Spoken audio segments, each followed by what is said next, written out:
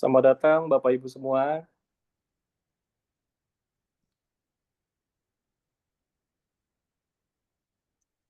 Selamat datang Bapak Ibu semua yang hadir di Zoom ini.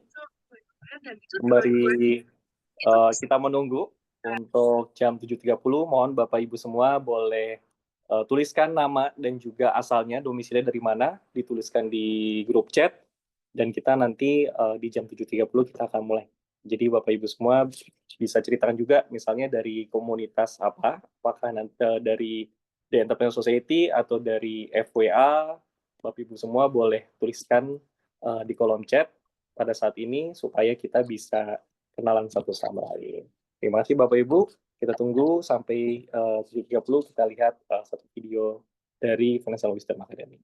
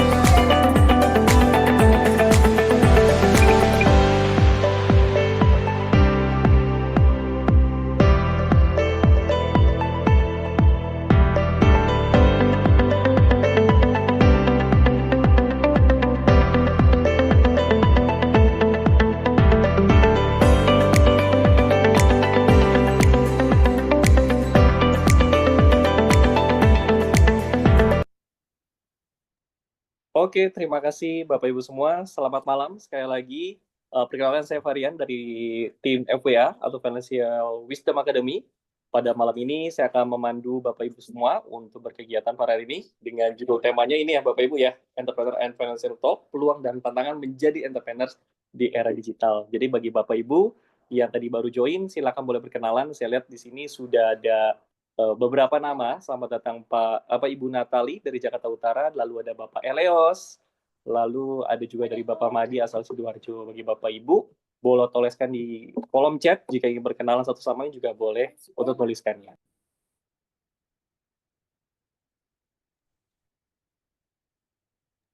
Nah, bagi Bapak Ibu semua, kita juga ingin memberi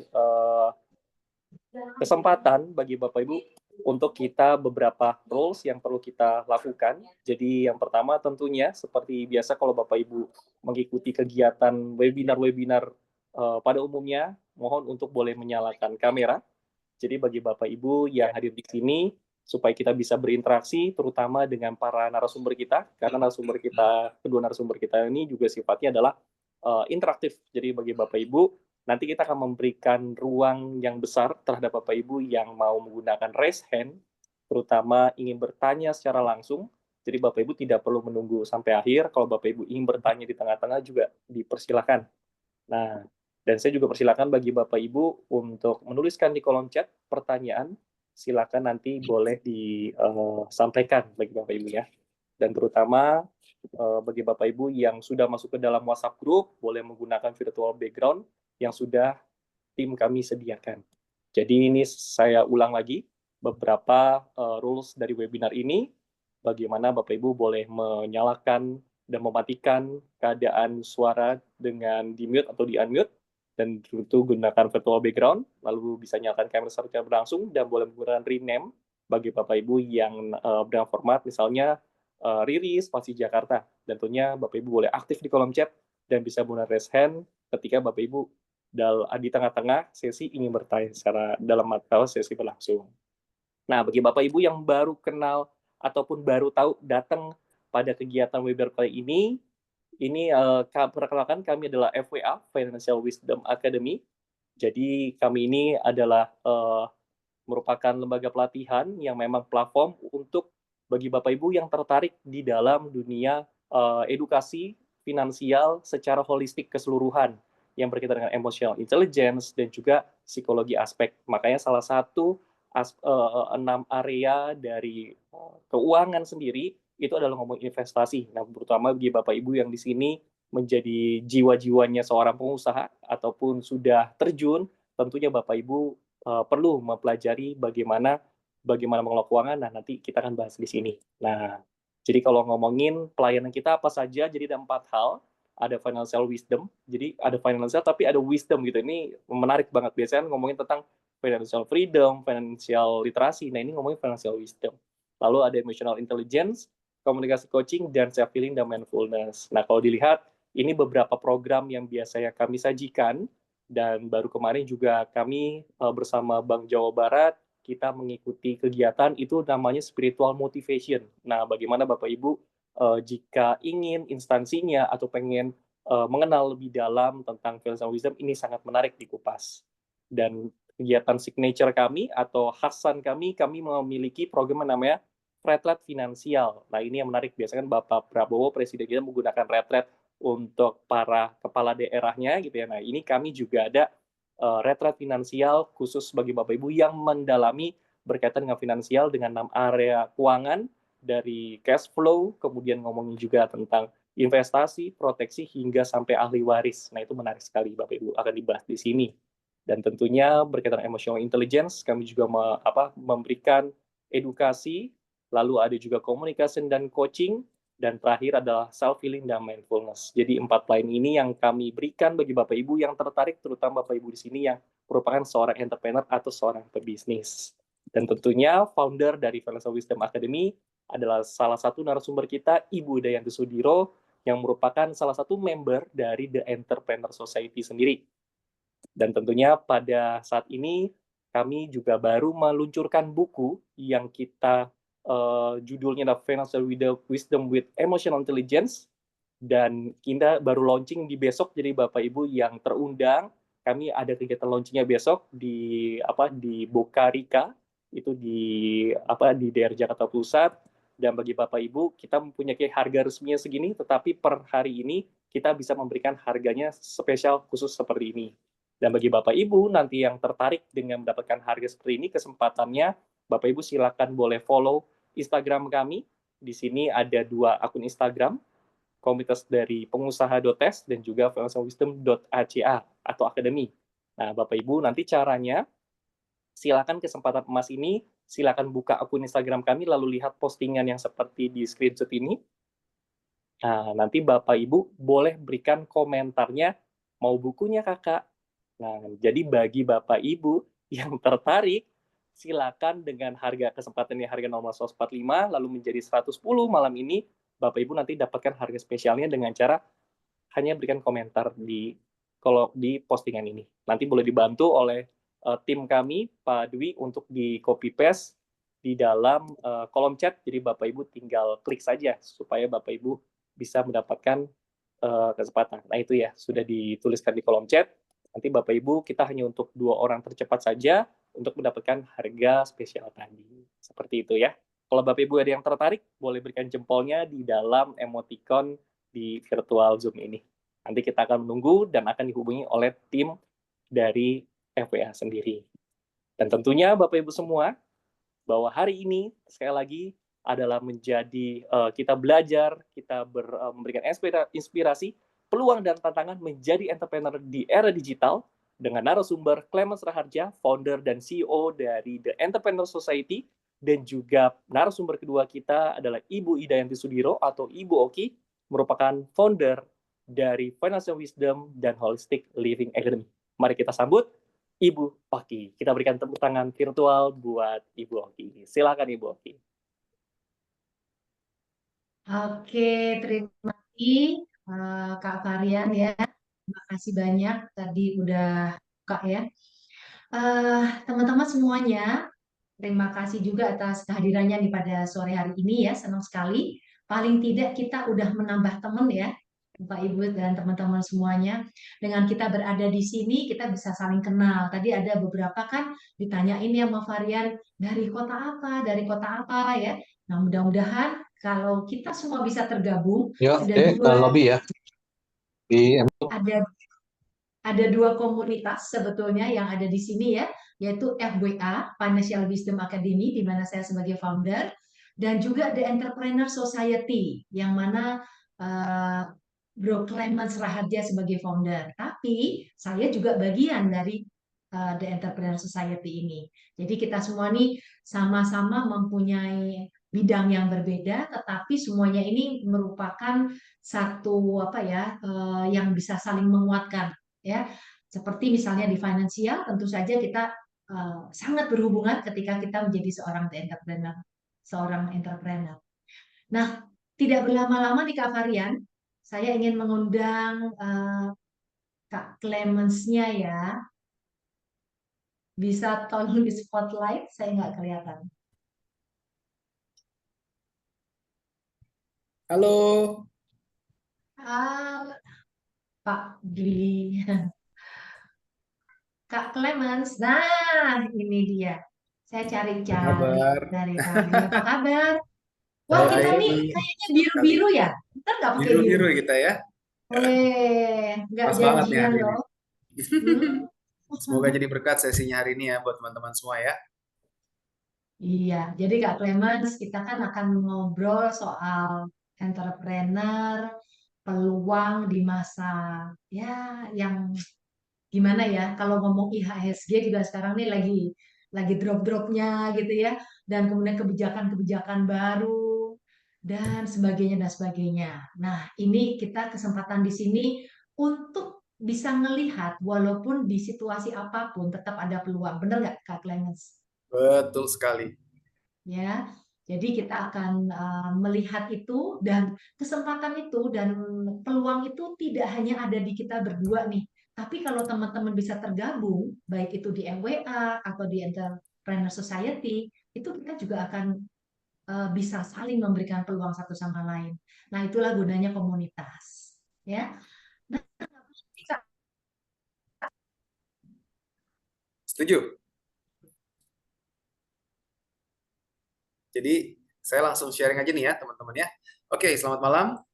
Semoga teman-teman masih semangat di sini. Di sini ada 65 orang-orang yang hebat-hebat, saya yakin sekali sudah mau datang dan berbagi. Terima kasih atas kesempatannya juga dengan FWA, Financial Wellness Academy, dan Ibu Hidayanti. Saya senang banget nih, kali ini kita bisa berkolaborasi, dan semoga sesi hari ini bisa jadi berkat buat teman-teman semua. Saya langsung izin share screen aja, karena waktunya kan mepet ya. Jadi kita pengen hari ini itu berbagi, supaya, nih kita lihat ya screen. Oke, kelihatankah slides-nya? Aman? ya, Oke, ya semoga internetnya lancar ya yes. teman-teman ya. Nah, jadi topik hari ini saya diminta bawakan itu peluang dan tantangan menjadi entrepreneurs di era digital. Kalau mungkin Ibu Hidayanti juga udah pernah, kita member udah dari dulu ya, dari 2016, dari The Entrepreneur Society sampai sekarang juga salah satu dari member elites kita di The Entrepreneur Society, dan udah banyak berkolaborasi juga. Saya senang banget ya dari dulu ya, Ibu Hidayanti itu salah satu yang Ibu Oki ya, salah satu yang mendukung banget pergerakan kita. Waktu itu kita dikenalkan juga dengan beberapa instansi besar dan kita bisa bertumbuh berkembang bersama-sama. So ya semoga hari ini juga bisa nanti buat teman-teman semua menjadi satu sesi yang bisa memberikan satu penyemangatan. Kalau dulu waktu kita ngadepin krisis ya, waktu kita di Entrepreneur Society itu berdiri dari 2016 lah kira-kira gitu, 16-17 kita mulai bikin event-event, kita mulai ngumpul dari komunitas, dan kita ngadepin udah beberapa kali krisis tuh, ya kan, terutama pas lagi pandemi. Dan justru kalau kita punya komunitas, itu sama seperti Bu Oki bilang, itu kita bisa punya lebih banyak, apa ya, membuka Alternatif. pikiran dan peluang gitu kita lihat. Jadi kita pengen belajar sama-sama di sini. So Topiknya peluang dan tantangan, dan kita akan melihat juga nanti ada beberapa data saya akan kasih juga ya, semoga bisa menjadi berkat buat teman-teman. Sebelumnya perkenalkan diri, ini nama saya Clemens Raharja, saya selalu perkenalkan sebagai founder dari The Entrepreneur Society. Jadi teman-teman kalau pengen kenalan langsung, nanti pengen lihat juga The Entrepreneur Society itu seperti apa, silakan di follow aja Instagramnya. Dan ini kalau Instagram saya sendiri pengen tanya-tanya, nanti pengen kenal langsung, silakan di follow ya Instagram dan TikTok Clemens Raharja.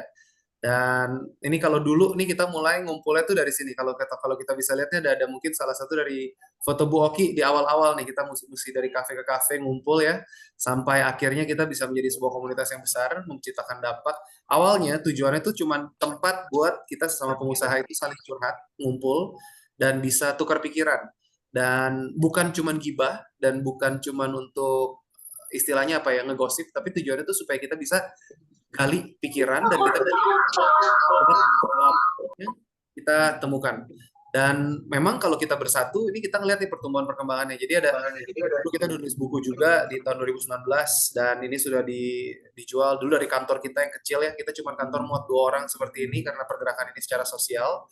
Dan sekarang kita sudah bisa menginspirasi puluhan ribu UMKM di seluruh Indonesia, bahkan mungkin menciptakan dampak ke ratusan ribu UMKM yang akhirnya bisa berkembang juga dari member-member di Entrepreneur Society dan di mana-mana gitu. Jadi kita benar-benar tujuannya itu untuk bisa mempersatukan Indonesia tanpa diskriminasi dan mensejahterakan rakyatnya melalui pengembangan ilmu, edukasi, inspirasi, dan peluang dalam dunia kewirausahaan. Dan ini yang kita pengen coba kolaborasikan nanti dengan teman-teman semua dan harapannya dengan Financial Wisdom Academy kita bisa menginspirasi lebih banyak orang-orang lagi di luar sana.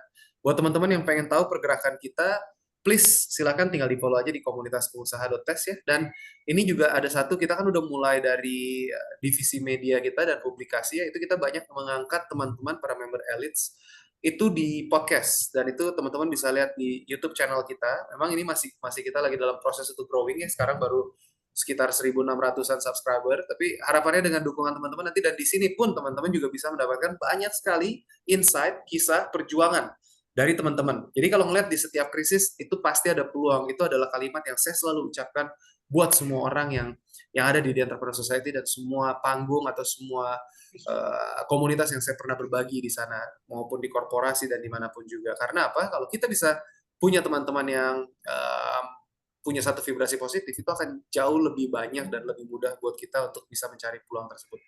So, langsung kita masuk ke materinya. Ini saya pernah diundang sebagai salah satu pembicara, sebagai salah satu moderator juga di beberapa event-event expo-expo nasional dan internasional. Salah satunya tuh, ini kita ketemu sama beberapa orang-orang hebat ya, dari Vice President Secretary General of China Chain Store Franchise Association lah, Federation Asia Pacific Retailers Association, ASEAN Retail Franchise Association. Jadi saya ketemu sama orang-orang ini dan ini yang saya dapatkan untuk topik hari ini justru. Kita ngelihat ya, pandemi ini itu mengubah banyak hal teman-teman. Jadi kalau kita ngelihat ya, dulu mungkin orang-orang tuh banyak belanja, kalau kita ngelihat di Jakarta deh atau Jabodetabek ya, mungkin di kota-kota besar, itu pergi ke toko, terus habis itu pergi ke mall, dan mereka belanja secara offline. Interaksi tatap muka menjadi norma utama dalam transaksi. Tapi buktinya sekarang setelah pandemi kita seringkali ngadain event-event seperti ini sekarang secara digital, secara online. Kita ngeliat nih webinar ini tuh menjadi satu norma baru. Bahkan kita ngomongin meeting itu sekarang bisa secara online gitu kita ngeliat ya. Dan kalau ngomongin dari sisi retailnya itu peningkatan besar pada belanja online. Konsumen mengutamakan keamanan, kenyamanan, dan kemudahan digital. Nah ini yang kita lihat di pandemi dan dampaknya. Dan kita juga melihat sebenarnya banyak sekali dunia berubah dengan sangat cepat. Itu kita ngelihat dari revolusi industri yang pertama dulu masih mungkin tenaga uap, sampai sekarang kalau kita ngelihat mungkin teman-teman kalau punya media sosial udah mungkin bisa melihat ada dari Nvidia, dia udah launching kerjasama dengan Disney, lalu kerjasama dengan Microsoft atau Google kalau nggak salah.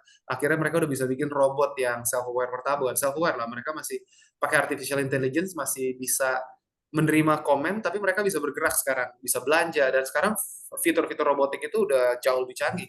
Dan kalau kita ngomongin dengan perkembangan artificial intelligence ini, itu dunia berkembang dengan sangat-sangat cepat. Kalau kita ngeliat ini yang di sebelah kanan nih, contoh teknologi zaman dulu, saya selalu bawakan slide ini kalau lagi ngomongin tentang waktu dulu di 2021 ya, pas lagi pandemi, itu ada member-member kita tuh ada 45 member dari Entrepreneur Society yang jadi narasumber Kemenkominfo untuk literasi digital di seluruh Indonesia.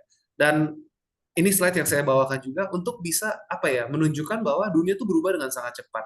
Kalau zaman dulu kita ngirim surat itu masih pakai surat, ngirim berita itu masih pakai surat ya, kantor pos, pakai perangko. Mungkin kalau sekarang saya cerita ke teman-teman Gen Z atau milenial ya, mungkin yang akhir-akhir, mereka udah nggak ngalamin tuh apa itu perangko gitu kan. Dan mungkin kita harus bisa menunggu jawaban tuh bisa beberapa hari kemudian. Tapi kalau kita ngelihat sekarang dengan adanya teknologi seperti chatting, WhatsApp, ya Telegram, kita ngirim data, email, semua itu instantly, cepat banget, dan makanya percepatan dalam dalam apa ya, kita ngelihat transaksi, percepatan dalam bagaimana kita menanggapi consumer kita, konsumen kita, bagaimana cara kita bisa beradaptasi terhadap perkembangan pasar. Nah, itu juga ada tantangan dan ada peluang yang harus kita lihat. Ini kalau kita ngeliat belajar dari kasus kegagalan, kalau pernah dengar brand namanya Tupperware, Bapak Ibu, dia gagal karena apa? Dulu tuh dijualnya secara direct sales. Kalau bahasa kasarnya mungkin zaman dulunya tuh MLM. Tapi begitu sekarang ada marketplace ya, MLM udah nggak bisa bekerja lagi. Kenapa? Karena dulu kita bisa kasih, oh leader tuh persentasenya naik tinggi ke atas. Tapi sekarang mereka banyak yang akhirnya banting harga di pasaran. Susah jual, barang udah mau expired, apalagi kalau barang expired ya, dijual dibanting harga di pasaran. Makanya kenapa kalau kita ngeliat di marketplace ya, Tokopedia, Shopee, itu akhirnya yang terjadi apa? Perang harga. Dan kalau misalkan kita tidak beradaptasi untuk mengikuti ini, kalau sebuah brand tidak bisa berkembang lebih dari ini, itu mereka akan kehilangan apa ya istilahnya marketnya, dan akhirnya akan hilang. Jadi kita perlu beradaptasi, kita ngelihat gitu, kita mesti punya strategi online dibandingkan dengan strategi offline juga. Jadi sebuah brand yang besar, kalau saya ngajar tuh biasanya itu kita ada di The Entrepreneur Society itu ada beberapa materi yang praktikal, yang bisa dipraktekin langsung sama teman-teman pengusaha, di mana kalau saya ngajar tentang bagaimana membangun brand kelas dunia, itu ada 4 komponen branding yang penting banget.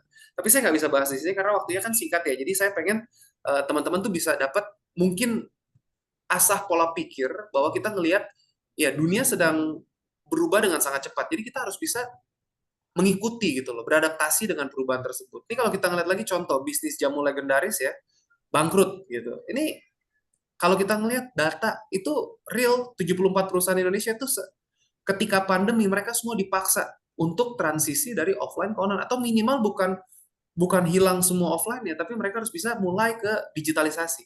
Jadi ini yang salah satu perusahaan yang saya bangun juga, itu ada branding marketing agency, itu HMM 360 ya. Kita banyak ngebantu untuk brand-brand yang tidak punya presensi kuat, itu supaya mereka bisa mempunyai presensi kuat di dunia digital, dan kita bisa bikin kampanye marketing yang membuat mereka tetap relevan terhadap dunia masa kini. Sekarang kalau kita ngeliat berapa banyak brand di luar sana, mungkin kalau ngomongin yang sekelas orang tua kita, mungkin kayak kita ngomongin ya, mungkin zamannya Bu Oki sama saya gini, ngelihat masih ada apa, biskuit, atau mungkin zaman dulu apa Mari Regal, atau mungkin kita ngelihat brand-brand yang lama. Nah, brand-brand yang lama ini, itu mereka sekarang membutuhkan strategi untuk bisa tetap bertahan di relevansi masa sekarang. Bahkan banyak sekali yang akhirnya mereka harus ubah positioning untuk bisa mendapatkan crowd target anak muda. Dan ini semua harus kita lakukan untuk bisa namanya apa ya, tetap relevan terhadap ya dunia masa kini gitu kan. Nah, kalau misalnya kita ngeliat perusahaan-perusahaan yang tadinya tidak punya produk digital, itu mereka melakukan peluncuran produk berbasis internet, integrasi pembayaran digital, penggunaan platform e-commerce, itu harus gitu. Dan sekarang itu menjadi sebuah apa ya, bukannya kewajiban lagi. Kalau bisnis kamu itu bisnis apa B2C, atau kita ngomongin langsung direct penjualan ke konsumen, atau mungkin B2B pun masih harus mempunyai strategi digital seperti minimal dari websitenya. Tapi kalau kita ngomongin sosial media, marketplace, itu biasanya untuk produk-produk retail yang dijual langsung ke pasar. Dan sekarang kita juga salah satu dari klien yang kita lagi handle, itu adalah perusahaan-perusahaan yang usianya sudah 24 tahun, 25 tahun, tapi mereka penjualan bagus secara offline. Dulu mereka punya jaringan distribusi itu modern trade ya, kita ngomongin dari mall atau general trade, toko kelontong yang udah cukup punya banyak ribuan toko di seluruh Indonesia, tapi mereka tetap perlu branding secara digital. Supaya apa? Supaya orang-orang tuh masih tetap bisa mengenal. Nah, sekarang kalau kita ngeliat di sini pertumbuhan ekonomi, kebanyakan saya suka kadang apa ya, saya suka kadang kesel kalau ngelihat influencer tuh yang suka bilang Indonesia tuh lagi sulit, lagi krisis. Benar, oke, kita ngelihat dunia sedang tidak baik-baik saja, Bapak Ibu. Nah, kalau kita ngelihat di setiap krisis ada peluang, nah kita ngelihat lagi di sini. Kalau dibilang dunia sedang tidak baik-baik saja, ini kita ngelihat data Indonesia tuh kondisinya masih cukup stabil. Karena apa? Karena kita punya populasi yang cukup besar dan konsumtif. Tapi kalau kita tidak beradaptasi juga di sini, ini kita akan kehilangan momentum. Karena apa? Semua orang dari luar negeri itu lagi berbondong-bondong untuk mencoba masuki pasar Indonesia. Ini kita ngelihat deh data dulu ya. Bank Dunia bilang proyeksi pertumbuhan di Indonesia itu masih 5,1% di tahun 2025. Inflasi itu masih terkendali di 1,5-3,5%. Defisit anggaran tuh masih menurun ke 2,53%. Kalau kita ngelihat di dunia sekarang gitu, kita ngelihat ya, IMF itu udah pangkas outlook pertumbuhan ekonominya yang global tuh di 3,2. Di Indonesia masih 5,1 ya. Di sini 3,2% di tahun 2025. Dan inflasi global itu di 4,5%. Saya nggak pengen ngomongin tentang ekonomi, makro, dan sebagainya gitu ya. Karena kembali lagi ke kita di sini untuk relevansi kita sekarang. Oke, kondisinya lagi tidak baik-baik saja, tapi masih banyak peluang yang bisa kita cari. Ini kalau kita ngeliat ya, saya cuma nunjukin data aja supaya kalau influencer di luar sana bilang tuh kayaknya dunia kelam banget. Kalau saya tuh lebih suka menyebarkan apa ya? Di Entrepreneur Society pada umumnya, kita maunya tuh hanya menyebarkan tentang hope atau pengharapan. Karena apa? Sebenarnya di setiap momen kesulitan apapun itu, pasti kalau kita mau cari peluang itu pasti ada, Bapak Ibu. Jadi nggak usah takut. Tinggal bagaimana caranya kita mau cari peluang. Nanti saya akan ajarkan beberapa teknik kita. Kita akan ceritakan juga ya beberapa contoh dari kenapa kalau kita ngomongin dari literasi digital, digitalisasi, dan kita ngomongin ya kita harus punya presensi secara online itu penting banget gitu. Ini kalau kita ngeliat nih tadi saya tunjukin data ini cuma pengen nunjukin kalau Indonesia itu masih di dalam top 5-nya lah di ASEAN. Dan forecast 2025-nya itu masih ini termasuk ekonomi nomor 4 yang cukup besar di ASEAN. Jadi ya nggak usah takut-takut amat lah. Tinggal kita fokus dulu nih mau ngeliat apa ya. Fokusnya apa? Sekarang apa? Kalau kita ngelihat, kita mesti kenal sama perilaku konsumen yang kini lebih mengutamakan solusi digital. Karena apa? Sekarang nggak bisa dipungkirin deh, ketika kita waktu lagi pandemi, kita dikunciin di rumah, kita nggak bisa kemana-mana, kita belanjanya semuanya online. Tapi setelah pandemi, itu kita ngalamin masa baru lagi endemi, dan kita harus beradaptasi. Begitu banyak bisnis yang waktu itu didirikan untuk pandemi, contohnya cloud kitchen, masak, take away, makanan yang bisa dikirim ke rumah. Itu langsung, begitu orang-orang udah bisa bebas keluar lagi. Contoh deh kita ngomongin, di Entrepreneur Society yang di Jakarta, kita lebih sering ngumpul offline sekarang. Kenapa? Kerinduan tersebut gitu loh untuk bisa bercengkrama, bisa ngobrol, energi, kalau saya bilangnya ada transfer energinya tuh jauh lebih berasa.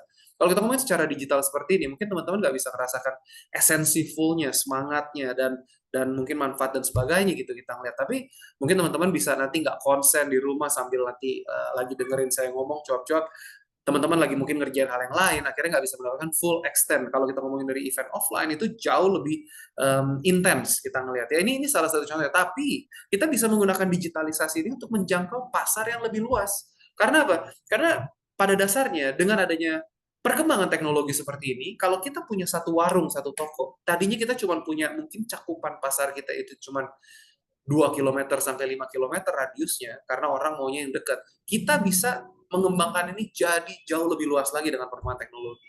Jadi banyak sekali peluang yang bisa kita dapatkan. Dan ini yang kita harus bisa sebagai perusahaan, itu harus bisa berinvestasi dalam teknologi untuk meningkatkan efisiensi dan layanan. Ini kalau ngeliat nih data lama ya, data lama ini tuh kita ngelihat bahwa jumlah pengguna internet di Indonesia tuh bertumbuh dan berkembang sedemikian rupa gitu. Kita ngelihat ini akan terus bertumbuh dan berkembang. Ini udah sampai tahun 2022 nih kita ngelihat. Jadi sampai di daerah pun sekarang semuanya seperti itu. Dan kalau kita ngelihat ya Bapak Ibu, di sini siapa yang nggak punya Instagram deh? Saya tanya sekarang. Nggak ngerasa 0,5, mungkin cuma sampai 5%, 10%. Kalau kita ngomongin TikTok, bisa jadi yang punya mungkin baru 70%, 80% sekarang. Tapi semua orang sudah sampai ke situ dan belanja secara digital. Bohong kalau misalkan bilang belum pernah belanja online. Minimal shopping atau ngelihat data online itu pasti ada. Dan ini satu quote yang bagus banget yang saya selalu bagikan ya. Kalau kita ngomongin lagi di seminar atau di webinar atau di event-event gitu kan. Ini standing still is the fastest way of moving backwards in a rapidly changing world. Kalau kita cuma berdiri diam saja. Saya kasih tahu contoh lagi tadi. Nokia fail. Karena apa? Dia berdiri diam, merasa dia udah besar. BlackBerry fail. Kenapa? Karena dia berdiri diam, karena ngerasa udah paling tinggi. Dulu Kodak atau ya Kodak kalau nggak salah itu kamera. Dibilang digital camera, nggak mungkin apa. Dia diam di tempat karena dia sudah menguasai pasar. Akhirnya hilang semuanya. Itu berdiri diam, itu adalah cara tercepat untuk kamu mundur di dalam dunia yang bergerak sebegitu cepatnya. Makanya kita harus selalu bisa beradaptasi, teman-teman. Nah, ini kita baca ya teman-teman buat jadi refleksi ya. Saya baca yang bahasa Indonesianya ya. Kalau kamu cuma ngelakuin hal yang sama, kita masih di awal tahun ya, memang udah kuartal 2, nggak apa-apa. Kalau kamu cuma melakukan hal yang sama, kamu tidak akan punya tahun baru. Kamu cuma akan menjalani tahun yang sama. Kalau tahun lalu itu kamu nggak mencapai hasil yang maksimal, tahun ini kamu cuma ngelakuin hal yang sama. Kayak Nokia, kayak BlackBerry, kayak Tupperware, kayak tadi beberapa contoh yang saya kasih. Siap-siap bangkrut. Nah, sekarang tugas kita sebagai pengusaha, kalau saya ngajarin di Entrepreneur Society ini kan kita fokus untuk pengusahanya. Jadi, kita harus selalu bisa berinovasi. Dan ini saya pengen bagikan ini sebelum nanti sesinya nyambung ke Bu Oki karena ngomongin finansial. Mindset orang pada umumnya, biasanya manusia itu terbagi dalam 2 pola pikir. Yang sebelah kiri ini manusia pada umumnya. Dia punya impian yang besar, ya impian yang besar, tapi mereka menyesuaikan impiannya, mengecilkan impiannya, menyesuaikan dengan lingkaran pendapatan. Saya punya impian mau mengubah Indonesia atau misalkan mau ngajak orang tua umroh, mau ngajak orang tua mungkin liburan ke luar negeri. Tapi sekarang gaji saya UMR, udahlah kayaknya liburannya ke mungkin kemana ya, ke Curug aja deh gitu. Oh, tadinya mau beli rumah, ya udah nggak deh, kita mungkin ngekos aja deh, karena budgetnya cuma segini. Kebanyakan orang-orang pada umumnya itu mengecilkan impian mereka menyesuaikan dengan pendapatan. Tapi kalau kita ngomongin orang sukses, gimana kalau kita mau punya pola pikir seperti ini, kita mesti tenggelam, dikelilingi sama orang-orang yang punya pola pikir tidak punya batasan, punya pola pikir yang bisa breakthrough mindset. Oke, sekarang pendapatan saya, gimana cara saya menyesuaikan pendapatan saya supaya bisa mengejar impian saya? Itu cara kita berpikir. Nah, makanya sekarang saya kasih contoh beberapa ya. Ini teman-teman yang paling penting, itu yang pertama, kenal diri, sadar diri, dan tahu diri. Kita mesti kenal dulu untuk kita bisa tahu tujuan kita ini apa. Kekuatan kita, kelemahan kita apa. Gimana cara kenal seperti ini? Ya nanti teman-teman bisa ngerjain banyak tes online lah. Ada MBTI, DISC, Personality Plus. Nanti kalau mau boleh DM di IG ya, di IG kita di atas ini. Nanti saya kasih link tesnya buat teman-teman bisa belajar. Lalu sadar diri, udah tahu kita punya kekuatan dan kelemahan. Tahu diri gimana caranya kita bisa mengatasi kekuatan dan kelemahan tersebut. Kalau semisal kita ngomongin, Anda adalah orang seperti saya, ekstrovert, lalu sanguin, koleris. Kalau nggak ngerti terminologi ini, nanti tolong save ya, Clemens Raharja, DM, saya kirimin nanti link-linknya, teman-teman kerjaan tes online-nya gratis. Clemens seorang ekstrovert, sanguin, koleris. Clemens tahu kekuatannya itu adalah untuk kayak gini, public speaking, ketemu orang, sales, business development, presentasi, dan sebagainya. Clemens tuh lebih suka di depan, meeting, ketemu orang, closing deals, negosiasi. Tapi kelemahannya Clemens itu apa? Untuk hal-hal yang detail. Untuk hal-hal yang kita ngomongin perintilan segala macam. Makanya Clemens punya tahu diri. Kita punya tim yang bisa mengcover kelemahan-kelemahannya si Clemens. Contohnya seperti itu. Tim legal, tim finance. Kita ngomong seperti itu. Nah, teman-teman pun mesti tahu kalau memang kita nggak mampu untuk punya tim. Dan mungkin kita bisa cari partner, mungkin kita bisa cari nanti ada solusi dari kita ngomongin artificial intelligence, kita ngomongin dari banyak aplikasi-aplikasi, dari CRM, dari kita ngomongin dari ERP, mungkin kita ngomongin dari ERP itu accounting ya, supaya kita bisa semuanya tercatat dan terdata dengan rapi. Kita mesti bisa cari solusinya, teman-teman, apapun itu yang kita lakukan dalam hidup. Makanya kenapa saya selalu bilang, ini ada quote lagi bagusnya dari Socrates. Untuk kamu mengenal diri kamu sendiri, itu adalah titik mula kebijaksanaan, awal dari kebijaksanaan. Dan ini ada satu quote yang bagus banget di sebelah kanan ini, untuk mengenal diri kamu sendiri gitu ya. Jadi hati-hati dengan pikiran kamu, karena pikiran kamu akan berubah menjadi kata-kata dari kamu. They become words.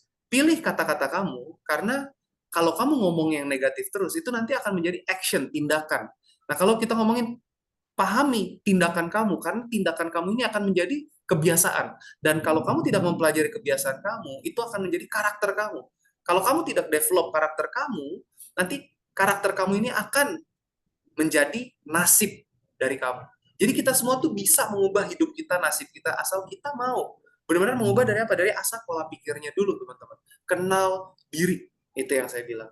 Nah, sekarang kalau ngomongin tadi, tantangan. Sekarang kita ngelihat peluang. Ya, Yang penting kita mesti tahu dulu apa tujuanmu, apa dampakmu dalam hidup ini. Sekali lagi Bapak Ibu, waktu kita di dunia ini sangatlah terbatas. Jadi please, jangan buang-buang waktu. Kalau mau ngejar sesuatu, kejar gitu ya. Nah ini saya kasih contoh dari ini deck di HMM 360. Kita punya branding marketing agency dan kita sudah membantu begini banyak brand-brand ya dari 189 sekarang udah 200-an klien dari tahun 2018 sampai sekarang itu untuk meningkatkan 60 miliar reach and awareness. Kita ngelihat ada berapa banyak, ada 1000 lebih KOL, ada 10% engagement yang kita lakukan dan kita grow. Kalau kita ngelihat dari peluang di dunia digital, saya kasih beberapa contoh-contoh nyata aja. Ini saya ceritain sedikit dulu biar ada relevansi. Memang kita sebagai sebuah agency, kita tuh banyak nge-handle. Ini pertamanya kita tujuannya untuk kebantuin teman-teman. Ini Studio Renang, ini tuh karya Kak Steven Lim. Ini salah satu member Alice juga yang saya mentorin langsung secara personal. Sekarang, dulu waktu pertama kali ketemu, dia ketemu di Franchise Expo, akhirnya mentorship session sama saya, akhirnya brandingnya di-handle sama HMM 360. Sekarang, itu dia sudah 63 cabang. Franchise-nya itu sudah STPW, sudah sekarang 1,4 M kalau nggak salah. Dan di setiap cabang yang buka, itu kita datengin bisa 200-300 murid. Itu kaliin aja mungkin sekitar 2 jutaan lah sekarang untuk 10 kali sesi berenang. Ini untuk sekolah renang balita. Nanti saya akan ceritakan case-nya, kenapa dia bisa berkembang segitu cepat. Tapi ini contoh-contoh dari digitalisasi dan mempunyai presensi digital yang kuat, itu bisa mendatangkan lebih banyak crowd dan akhirnya bisa berkembang sedemikian cepat gitu. Kopi Bajau Flores juga salah satu sukses story kita. Kenapa? Karena ini dari nol kita handle, logonya ini kita yang bikin, ini David sama Franz. Saya mentorin langsung, konsepnya kita develop bareng, sampai akhirnya, nanti teman-teman kalau mau lihat di Instagram saya itu ada testimoninya. Ada video ketika kita lagi diliput, saya suka banget ngangkat teman-teman dari The Entrepreneur Society itu liputan sama media-media besar. Dan waktu itu David sama Franz ini sempat diliput sama Cameo Project. Teman saya juga, Martin Anugrah, itu udah diakuisisi sama MNC TV. Itulah gunanya komunitas, teman-teman. Nah, makanya Bajau Flores itu tuh dari nol, itu sekarang viral banget. Strateginya seperti apa nanti saya akan ceritakan. Sama Blink Charm juga udah di seluruh Indonesia nih. Ini bulu mata palsu karya Kak Erik Handali. Itu dia tersebar di seluruh Guardian sama Watson. Brandingnya pun harus kuat secara digital walaupun titik distribusinya luas. Ini kalau kita ngelihat ya, decknya singkat aja. Ini beberapa pencapaian kita ngelihat kalau membangun sebuah brand secara digital itu kita perlu yang sekarang namanya apa? Viralitas. Karena kalau nggak dikenal, tak dikenal maka tidak akan dibeli gitu loh. Saya cuman singkat aja slide ini saya tunjukin. Jadi ini yang kita lakukan dari kita bikin visualnya, kita bikin performance-nya, kita bikin activation-nya. Ini semua yang kita bisa lakukan. Ini beberapa nih event-event yang kita lakukan juga untuk kita bisa kembangkan brand. Nah, ini beberapa klien-klien kita yang satisfy gitu ya dan masih terus berkembang. Ini yang saya pengen ceritain. Jadi studio renang kita harus punya kisah dulu di belakangnya bahwa sebenarnya Kak Steven nih fotonya yang kanan bawah ini itu dia kalau kita ngelihat kenapa perlu paham akan data, kenapa perlu tahu strategi digital, kenapa kita perlu tahu online itu tuh adalah salah satu strategi yang perlu diperhatikan. Karena gini, studio renang ini kalau kita ngomongin sekolah renang, biasanya tuh orang yang masuk ke situ tuh orang-orang seperti apa? Yang mau jadi atlet renang. Nah, ini berapa banyak di Indonesia yang mau jadi atlet renang? Saya yakin semua yang di sini ada 63 orang. Saya yakin di sini nggak ada yang mau jadi atlet renang, betul? Karena dia melihat data ini, dan kita juga riset datanya, akhirnya dia memutuskan dia mau supaya apa? Supaya maunya tuh ini untuk ngajarin anak-anak bawah 5 tahun, bawah 7 tahun, bukan buat jadi jago berenang, tapi supaya mereka tidak takut air, dan kalau mereka nyemplung atau by any chance kecelakaan, mereka bisa balik badan, berenang ke tepian. Ini bisa dari bayi usia 5 bulan, 6 bulan tuh udah bisa terjun.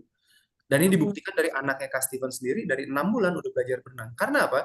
Dengan narasi seperti ini, kita angkat, ini berkembang dengan cepat, ya, awareness-nya juga naik dengan cepat, dan akhirnya kita iklankan juga, setiap cabang yang mereka buka, itu kita iklankan. Nah, ini hasilnya, teman-teman bisa lihat. Ini testimoni ini dari grup WhatsApp kita, ya. Ini kita ngeliat nih Kak Steven di tahun 2023 Februari, dia bilang, "Hai all, cabang Kelapa Gading hit 100 murid, sign up per hari dalam waktu kurang dari 1 bulan. We did it. HMM Team itu kita. Hi all, another record 19 hari 103 murid sign up di Bekasi. Thank you HMM Team. Hi guys, FYI kita close 11 franchise deals worth 11 miliar rupiah. Target tahun ini untuk buka 30 atlet sudah tercapai, tinggal renovasi dan opening."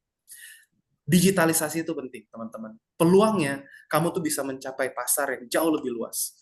Bajawa Flores juga sama, kita ngelihat. Ini dari konsepnya dulu, awalnya itu bukan konsep live music, tapi awalnya dia tuh mau ngebantu anak-anak yang malnutrisi di NTT sama yang putus sekolah, itu dia mau ngasih 20% dari net profit ini untuk ngebantu di sana. Saya seneng kalau perusahaan-perusahaan itu yang punya nilai secara apa ya disebutnya, sosial. Dan ini akhirnya dari Tebet, Bintaro, sama Depok kita bantu, dan sekarang kita rubah model konsepnya waktu itu pas kita handle di Depok.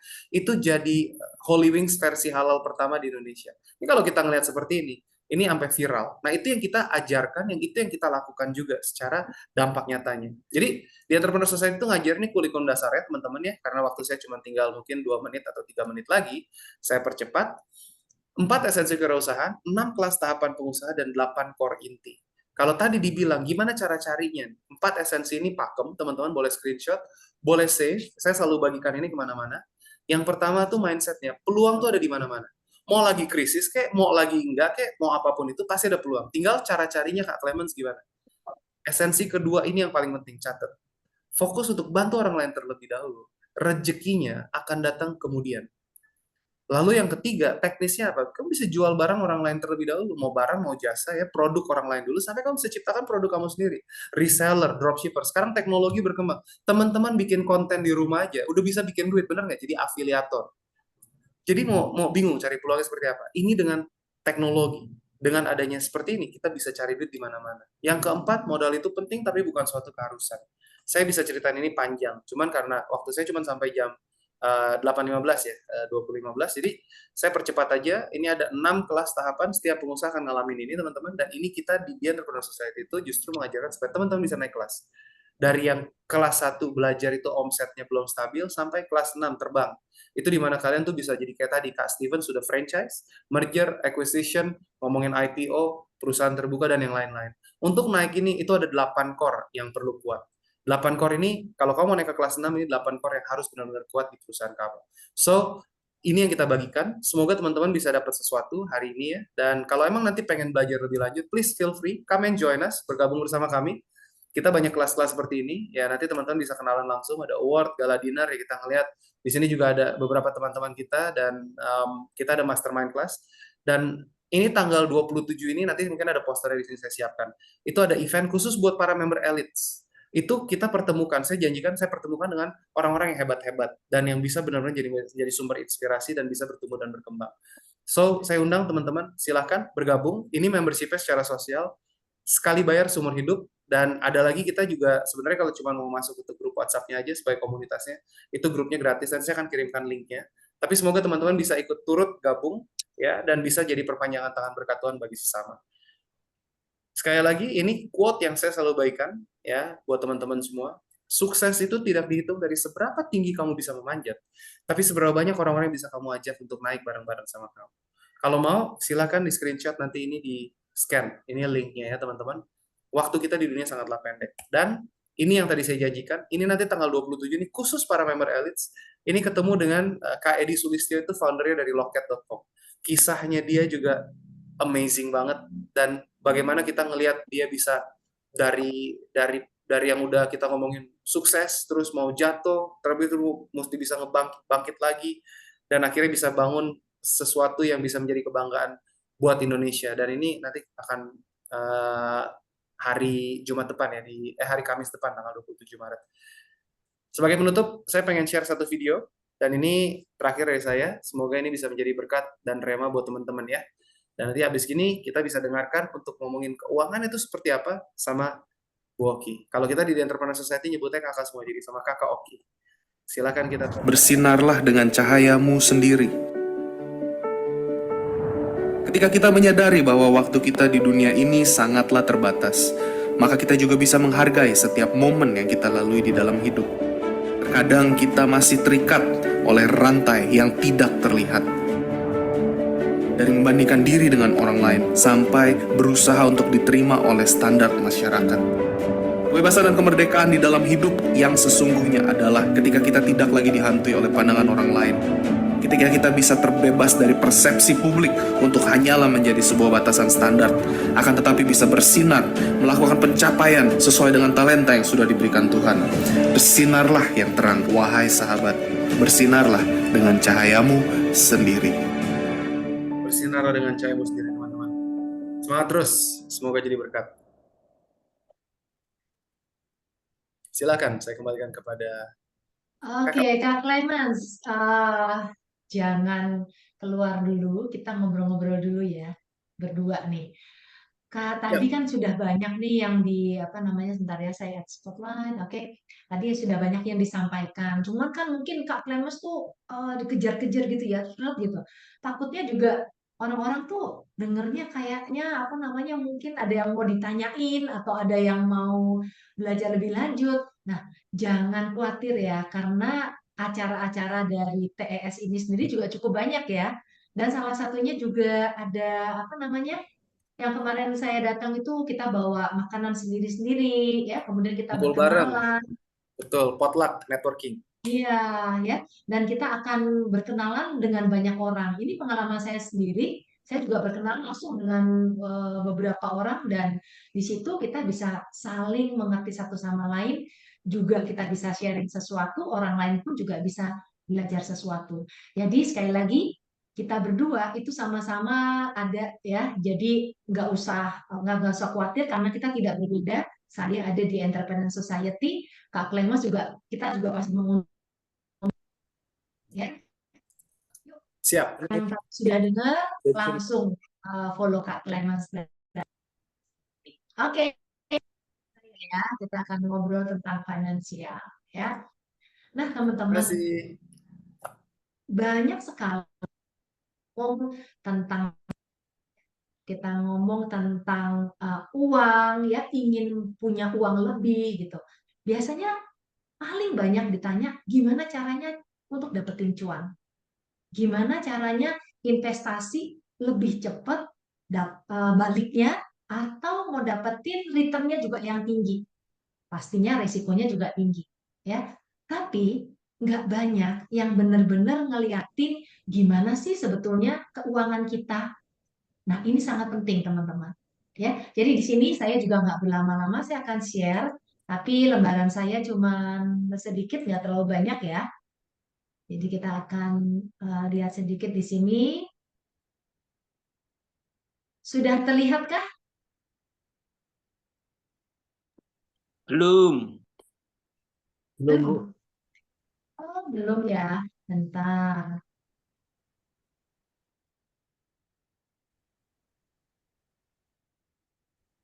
Ada masalah.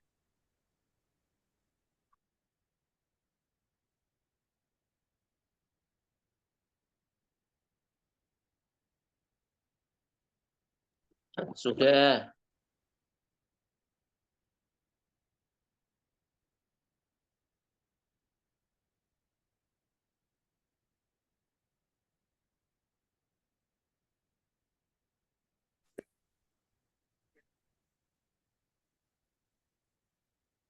Oke, sekarang udah masuk lagi ya. Saya izin share lagi. Mudah-mudahan kali ini nggak masalah. Tapi boleh Pak Dwi juga bantu saya ya, seandainya ini bermasalah lagi. Mungkin ada di grup materi saya. Apakah sudah terlihat? Sudah terlihat? Sudah, Bu. Sudah ya. Oke, baik. Nah, ini teman-teman, saya mungkin kenalkan diri saya dulu sebentar supaya teman-teman bisa lebih kenal ya. Jadi saya lulusan accounting Tarumanegara, tapi 5 tahun atau 6 tahun belakangan saya cukup banyak belajar tentang personal income, ya, personal finance, ya. Dan di situ saya melihat beda banget loh antara accounting perusahaan dengan accounting diri sendiri. Padahal kalau kita cuma belajar salah satunya, kita pasti akan jadi masalah dalam hal keuangan. Ya, contoh nih, teman-teman saya yang kerja ada di macam-macam bidang ya, ada di konsultan pajak, ada mungkin di direktur keuangan ya, karena udah cukup-cukup senior.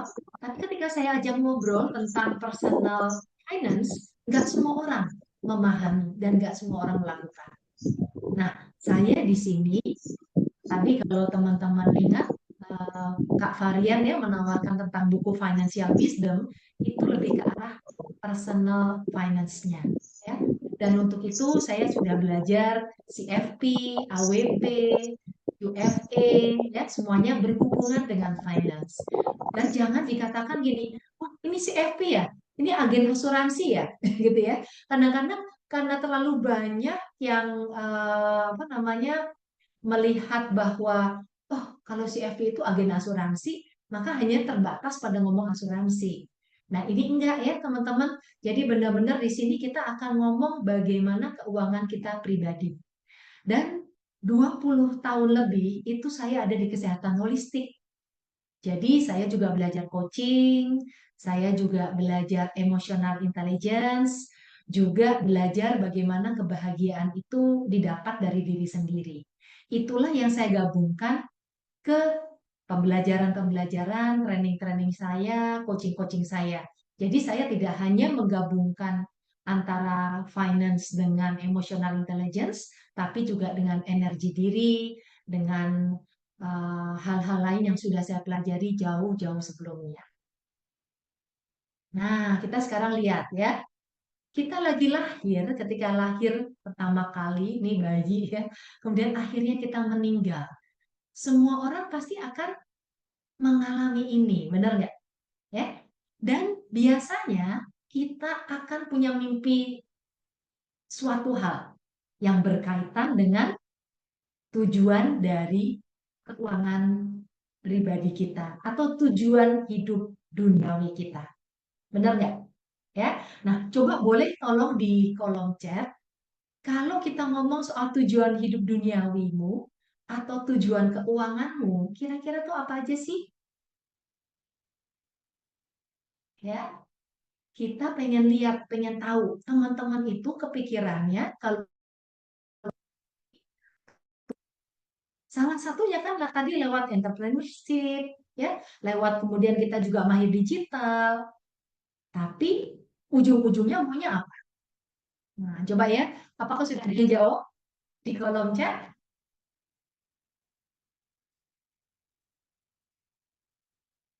Belum muncul ya?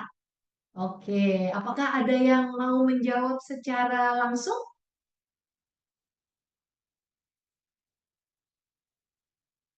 Oke, belum juga. Ya, nanti ya mungkin setelah mendengarkan ini.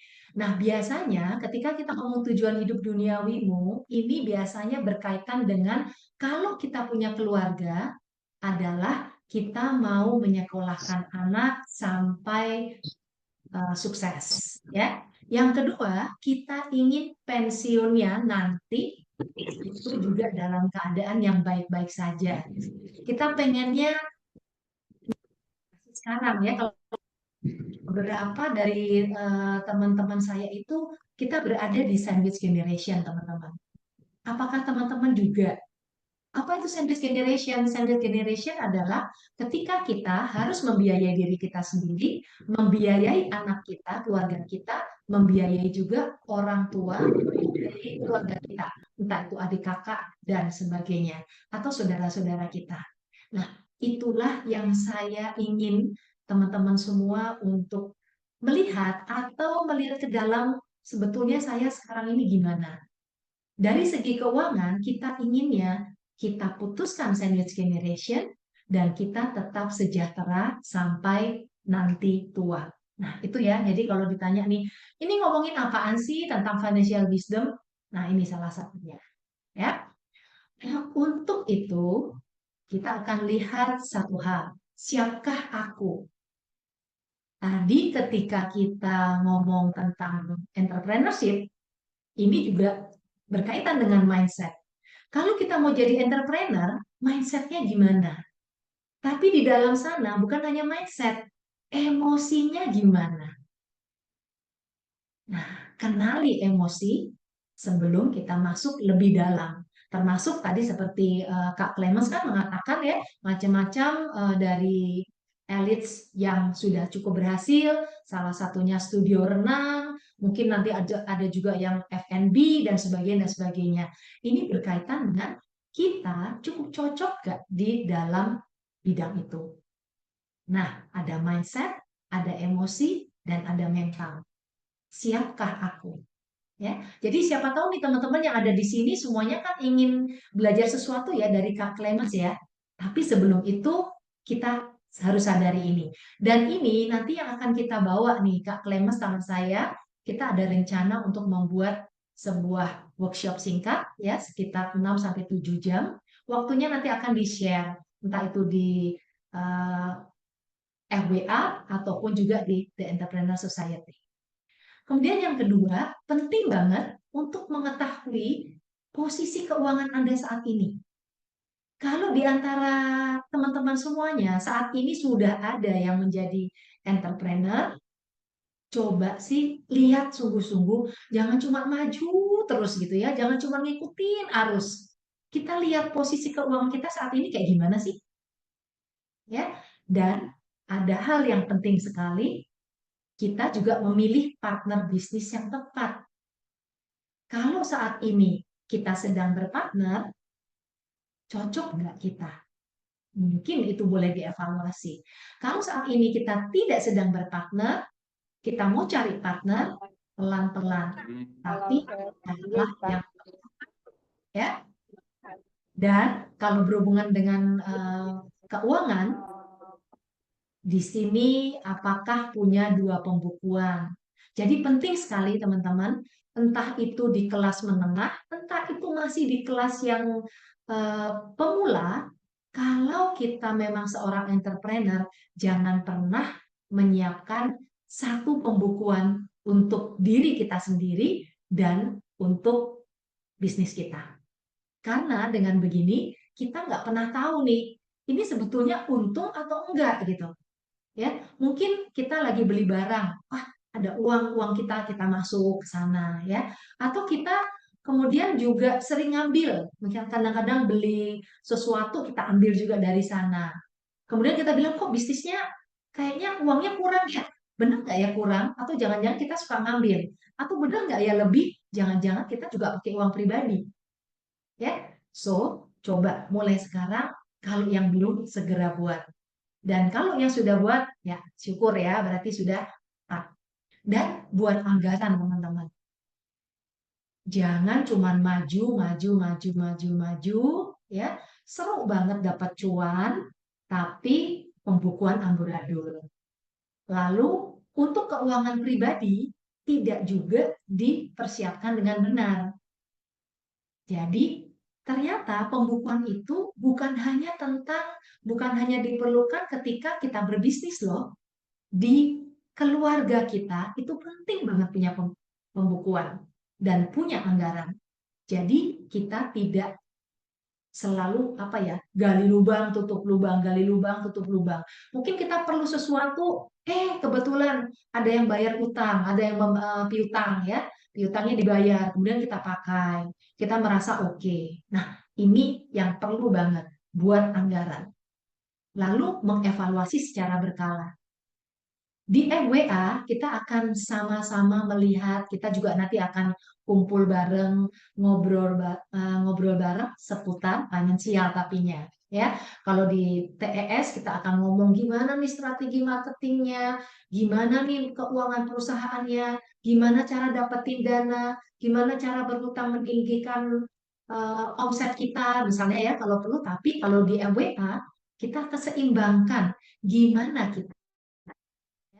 Nah, di sini secara berkala dan tentukan batas kerugian karena itu penting sekali kita tahu mana yang milik kita, mana juga yang milik perusahaan atau milik bisnis yang sedang kita jalani. Berikutnya, tadi sudah disebutkan juga, padahal kita nggak janjian nih, kenali dirimu lebih baik. Ya, saya sudah sekitar 25 tahun di training, di coaching juga gitu ya. Di sini saya melihat banyak sekali orang tidak mengenal dirinya. Dia mengenal orang lain, dia bisa mengatakan sesuatu tentang orang lain, tapi dia nggak kenal dirinya. Kenapa? Bayangin, kita kerja dari pagi sampai malam ya. Kalau udah malam, udah capek, pengennya ya santai-santai, mungkin nonton TV. Kalau hari Sabtu dan Minggu, kita maunya jalan-jalan, ketemu temen atau sama keluarga, main sama anak. Kalau liburan panjang, ke luar negeri, healing, gitu ya.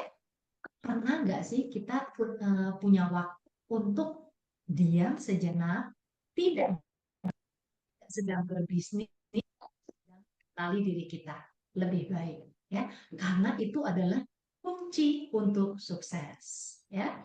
Satu, saat ini apa masalah yang Anda hadapi terkait keuangan? Nah, ini perlu dijawab. Kalau kita menghubungkan lagi dengan tadi, tentu teman-teman juga salah satunya ada ya yang mau menjadi seorang entrepreneur dan mau belajar ya Kak Clemens. Apa masalah yang Anda hadapi terkait keuangan sangat penting untuk kita tulis supaya apa? Supaya kita jangan ngaco ketika kita mulai berbisnis. Ya. Nah, ini nanti kita akan tanya jawab di sini ya. Kemudian kedua, apa yang paling Anda harapkan terkait keuangan? Apakah ini sesuai dengan profil risiko kita?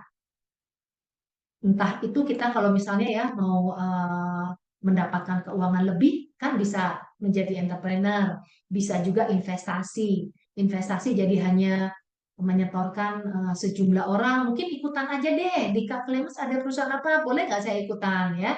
Atau juga kita bisa di saham, bisa beli saham, atau kita punya reksadana, atau kita punya properti, atau kita mau punya emas, dan macam-macam hal lainnya. Apa sih yang kita harapkan terkait keuangan? Sudah tepat nggak salah satunya tadi mau jadi entrepreneur? Supaya apa? Supaya uang kita tidak keluar tidak semestinya. Ya. Kemudian, apa yang paling Anda khawatirkan terkait keuangan? Ini juga perlu dijawab. Ya. Kenapa? Di Financial Wisdom dan with Emotional Intelligence di buku saya itu kita bicara ternyata seseorang ketika melakukan sesuatu entah itu dalam proses mencari uang, dalam proses mengelola uang, dalam proses menggunakan uang atau mau melipat gandakan uang banyak sekali terkait dengan emosinya. Nah, emosi ini kita perlu kenali. Ya, jadi apa yang tadi ditanyakan dari nomor 1, 2, dan 3 ini adalah soal emosi juga. Banyak keputusan keuangan, banyak perilaku keuangan karena emosinya. Nah, ini jangan sampai. Misalnya, wah iya deh, saya mau langsung ketemu Kak Clemens. Ya, nafsu semangat 45. Kenapa? Saya dengar katanya kalau bisnis ini bisa sampai sekian kali lipat ya. Cepat banget ya. Break even point-nya bisa cepat ya. Kenapa? Karena dia lagi emosi. Mungkin baru aja mendapatkan sesuatu yang nggak enak, perlakuan orang lain, atau hinaan, atau apapun perlakuan yang pernah kita alami dalam hidup kita. Trauma masa kecil, trauma selama kita sekolah, ataupun sampai saat ini, itu mempengaruhi tentang perilaku keuanganmu. Ya? Nah, di sini Financial Wisdom itu ada satu yang saya rangkumkan, teman-teman ya. Adalah sebuah kemampuan untuk membuat keputusan finansial yang bijak,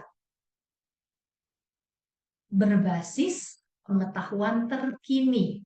Bijak artinya kita tidak buru-buru, kita ngelihat diri kita ngelihat kemampuan kita lihat siapa diri kita, siapa lingkungan kita, dan berbasis pengetahuan terkini. Nah, ini berkaitan ya tadi ya, di era digital ini kita harus terus maju, kita harus terus belajar, jangan sampai orang tahu banyak, kita taunya sedikit karena males. Ya, pengetahuan terkini tentang cara memperoleh, mengelola, menggunakan, mengembangkan uang atau harta tersebut. Nah, tapi ingat, untuk mencapai keamanan, titik aman dulu. Jadi, selalulah ingat bahwa kita mau mencapai titik aman, kita jangan berpikir untung besar dulu ya, tapi kita cari keamanannya dulu. Ini contoh. Saya pernah ketemu teman-teman, teman saya nih sebetulnya ya. Ketika saya tanya, kamu sekarang investasinya apa? Saya investasinya sekarang emas. Karena saya punya program. Saya tahu nih caranya. Bisa sampai sekian %, loh. Saya benar-benar udah buat program dan saya tahu caranya. Oke, selain emas apa lagi? Aduh, nggak ada Ki, ini doang karena ini udah paling bagus. Kalau misalnya di deposito sayang dong, dapatnya cuma berapa. Kalau di reksadana pendapatan tetap juga cuma segitu. Ah, saya pokoknya maunya di sini. Nah, itu sangat tidak disarankan ya teman-teman. Jadi seperti nanti teman-teman tuh mau jadi entrepreneur, mau jadi yang lainnya, tetap harus punya uang aman. Aman untuk hidup, aman untuk punya dana darurat. Ya, biasanya kita juga harus ada spare 6 bulan ya atau bahkan setahun. Jangan sampai kita nggak punya uang lalu kita berbisnis ya. Nah, ini pasti Kak Lema setuju ya, dan biasanya itu juga mungkin yang beliau akan tanyakan ketika teman-teman nanti akan konsultasi dengan beliau ya. Tadi selain mencapai keamanan, juga kesejahteraan hingga akhir hayat. Artinya kita nggak mau sampai gaya hidup kita tuh berubah. Sekarang kita bisa makan di rumah makan misalnya 1 minggu 2 kali atau 3 kali, nanti kita nggak bisa. Itu kita nggak mau ya, karena itu tentu rasanya nggak enak. Jadi kita mau sampai akhir hayat sejahtera dan dapat mendistribusikannya secara optimal dengan situasi damai dan membahagiakan semua pihak. Dengan cara apa? Dengan belajar emotional intelligence. Jadi kalau di saya, kita juga ada kursus, kita juga ada coaching, kita juga ada pelatihan tentang emotional intelligence ini. Ya. Dan area perencanaan itu ada 6. Ya, saya cepat aja. 1, cash flow management, pengelolaan keuangan. 2, tax planning, perencanaan pajak. 3, insurance planning. 4, investment. 5, retirement planning. Dan 6, estate planning. Nah, semuanya ini sebagai Financial Wisdom Academy, saya bekerja dengan instansi terkait. Ya, jadi misalnya ketika tax planning, saya juga bekerja sama dengan Ikatan Konsultan Pajak Indonesia atau IKPI. Ya, insurance planning, saya juga bisa bekerja sama dengan beberapa insurance misalnya. Tentang investasi, saya juga bisa bekerja sama dengan Sukor Sekuritas salah satunya, tapi juga bisa bekerja sama dengan yang lain karena orang perlu banyak pengetahuan. Jadi jangan cuma belajar satu hal, ya. Dan untuk perencanaan pensiun, ini juga butuh DPLK karena banyak sekali pajak yang bisa di-saving gara-gara kita ikut DPLK. Jadi untuk teman-teman yang kebetulan punya satu perusahaan, ya minimal 5 orang, bisa mulai berpikir untuk mendapatkan pengetahuan nih tentang perencanaan pensiun atau DPLK itu gimana. Karena biasanya kita bayar pajak 30%, tapi dengan DPLK kita bisa bayar pajak cuma 5%. Ya, ini salah satu hal yang menarik. Dan retirement planning atau perencanaan pensiun, ya. Terakhir, perencanaan benda. Nah, ini adalah slide saya yang terakhir, teman-teman. Kita mau diingatin bagaimana harta terbentuk. Tadi mau jadi apapun, mau investasi, mau jadi entrepreneur, mau cari duit tambahan lebih banyak, mau jadi YouTuber, apapun. Tujuannya apa? Pembentukan harta. Ya, harta terbentuk itu dari mana? Dari pendapatan kita dikurangi biaya hidup. Karena itu, ingat bahwa kalau kita dapat sesuatu dari perusahaan, entah itu berupa dividen atau dari misalnya kita pembagian keuntungan, itu ada di sini teman-teman. Sebagai pribadi kita harus ingat ini pendapatan. Ya, dikurangi biaya. Karena itu biaya hidup juga sangat berpengaruh.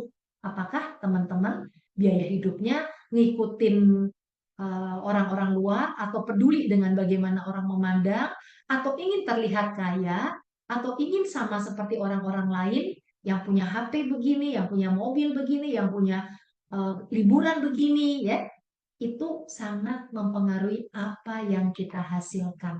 Pendapatan dikurangi biaya, itulah tabungan.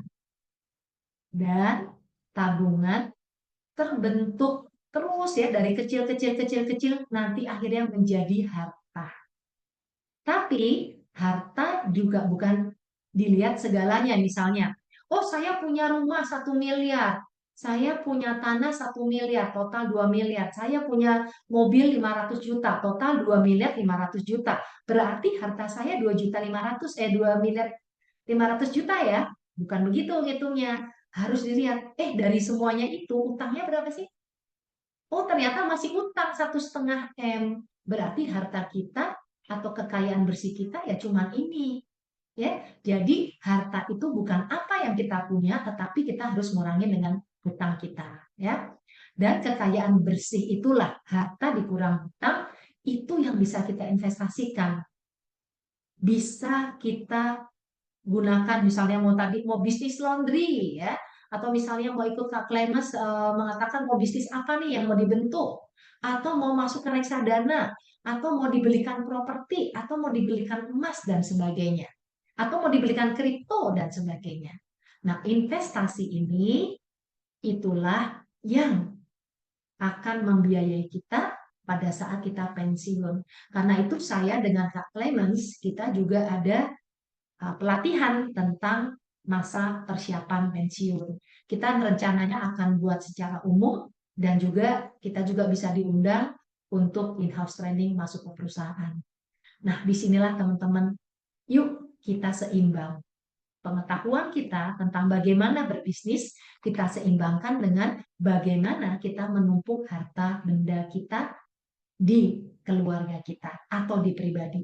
Karena misalnya ya seorang punya banyak sekali di perusahaan, tapi ketika masuk ke tabungan kita, ketika masuk jadi kekayaan bersih kita ternyata sedikit ya, akhirnya tidak berguna juga ya. Oke, itu saja dari saya tadi. Follow Financial Wisdom Academy ya. Nah, ada Instagramnya, ada YouTube-nya dan LinkedIn saya serta ada websitenya juga. Itu saja dari saya kembalikan ke Pak Varian. Silakan. Terima kasih untuk dua narasumber kita yang hebat. Kita berikan tepuk tangan juga dan kita berikan tepuk tangan virtual bagi dua narasumber kita. Nah, saat ini bagi Bapak Ibu semua, karena tadi di awal sudah kita sampaikan bahwa tentu kita ada apresiasi bagi Bapak Ibu atau peserta yang memang tentu aktif. Nah, saya mengundang bagi Bapak Ibu yang ingin bertanya seputar apa yang tadi disampaikan tentang entrepreneur sendiri, peluang dan tantangannya, atau ingin bertanya berkaitan dengan finansial. Nah, bagi Bapak Ibu boleh tuliskan di kolom chat atau boleh langsung raise hand supaya Bapak Ibu bisa masuk ke dalam sesi tanya jawab pada saat ini. Jadi kita membuka ada ruang beberapa pertanyaan bagi Bapak Ibu yang ingin bertanya. Saya persilahkan.